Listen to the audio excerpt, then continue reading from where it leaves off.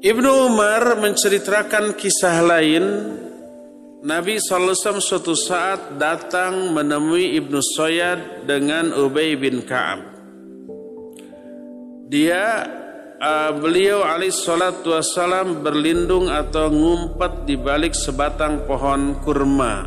Di sana Ibnu Sayyad sedang ada. Lalu diintip oleh Nabi alaihissalatu wassalam. Saat itu Ibnu Sayyad sedang berbaring di bawah. Ketika diintip dan menunggu apa yang dilakukan yang dikatakan oleh Ibnu Sayyad, maka apa yang dilakukan dan yang akan dikatakan nanti bisa membongkar hakikat dia yang sebenarnya. Diintip oleh Nabi SAW dan Ibnu Sayyad tidak mengetahui kedatangan Nabi SAW. Celakanya, sayangnya ibunya Ibnu Sayyad melihat Rasul SAW, kepergok. Lalu berkata ibunya ini kepada anaknya Ibnu Sayyad, "Ya Saf, wahai Saf." Saf ini panggilan ibunya kepada Ibnu Sayyad. Seringkali orang punya nama tapi panggilan orang tuanya beda ya. Beda ya. Ya Saf, wahai Saf, maksudnya Ibnu Sayyad. Hada Muhammad, ini ada Muhammad, ngintip nih. Maka Ibnu Sayyad pun kemudian bangun dan menyadari kehadiran Nabi SAW. Berkata Nabi SAW, "Lau tarakatsu bayyana." Seandainya ibunya ini diam, pasti nanti akan jelas siapa Ibnu Sayyad ini yang sebenarnya. Tidak cukup memata-matai secara langsung. Nabi SAW kadang-kadang mengutus sahabatnya untuk memata-matai Ibnu Sayyad, untuk mengumpulkan sebanyak mungkin informasi tentang Ibnu Sayyad. Berkata Abu Dzar Al-Ghifari radhiyallahu anhu, kata Abu Dzar, Rasul SAW pernah mengutus aku menemui ibunya, ibu Ibnu Sayyad. Kata beliau, tanya kepada ibunya berapa lama ibunya mengandung Ibnu Sayyad. Aku pun mendatangi ibunya dan bertanya, lalu ibunya menjawab, aku mengandung dia selama 12 bulan. Lebih berapa? Lebih 3 bulan. Biasanya kan kita dihamilkan atau dikandung 9 bulan, ini sampai 12 bulan.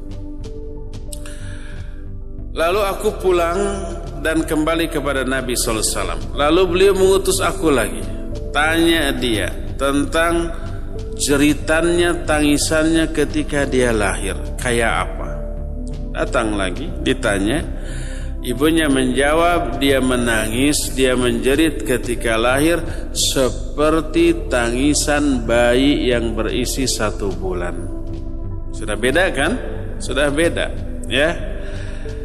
Makanya Nabi SAW melihat beberapa kejanggalan dan seringkali memberikan beberapa pertanyaan untuk menguji dia, untuk mengetahui hakikat Ibnu Sayyad yang sebenarnya. Berkata Nabi SAW, sungguhnya aku memata-matai kamu, ya. Lalu berkata Ibnu Sayyad, khaba'tali hatma syatin ufara wad dukhan.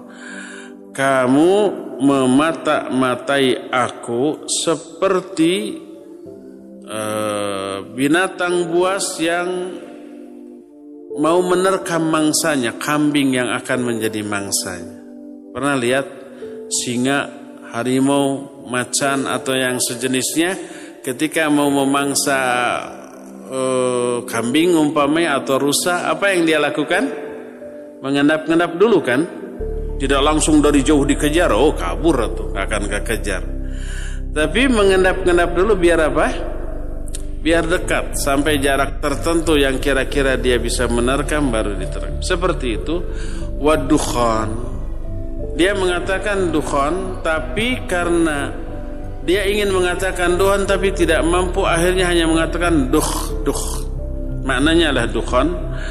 Dan yang dimaksud duh atau dukhan, jadi Ibnu Sayyad melihat dukhan. Mana dukhan adalah apa? Asap.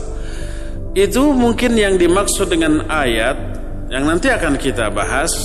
Allah berfirman dalam surah Ad-Dukhan ayat yang ke-10, "Fartaqib yauma ta'tis sama'u bidukhanin mubin." Tunggulah suatu hari ketika di hari itu langit datang dengan membawa awan. Nanti salah satu di antara tanda besar dari hari kiamat adalah munculnya dukhan. Kita akan bahas setelah membahas Dajjal, setelah membahas Nabi Isa, setelah membahas Ya'juj dan Ma'juj, baru sampai ke dukhan. Berarti sekitar 6 atau 7 kali pertemuan yang akan datang, setahun yang akan datang. Berkata Imam Ibnu Katsir dalam kitab An-Nihayah ketika menjelaskan tentang Ibnu Sayyad. Ibnu Sayyad melakukan praktek perdukunan dengan bahasa jin. Dia memutus ungkapan satu kata menjadi setengahnya. Seperti dukhan dia katakan dukh. Ketika Nabi SAW mengetahui hal ini, maka terbuktilah bahwa itu ada kolaborasi dengan syaitan. Antara apa yang dilakukan oleh Ibnu Sayyad, ada bantuan dari syaitan. Lalu berkatalah Nabi kepada dia, "Ikhsa falan ta'du qadrak." Pergi kamu. Kamu tidak akan bisa melebihi batas dari kemampuanmu. Ya, itulah Nabi SAW memata-matai Ibnu Sayyad karena dicurigai Dajjal. Ibnu Sayyad ini kemudian mati, wafat. Sebagaimana riwayat dari Jabir radhiyallahu an, faqadna Ibnu Sayyad yaumal harrah. Kami kehilangan Ibnu Sayyad pada hari yang amat sangat panas, di musim panas.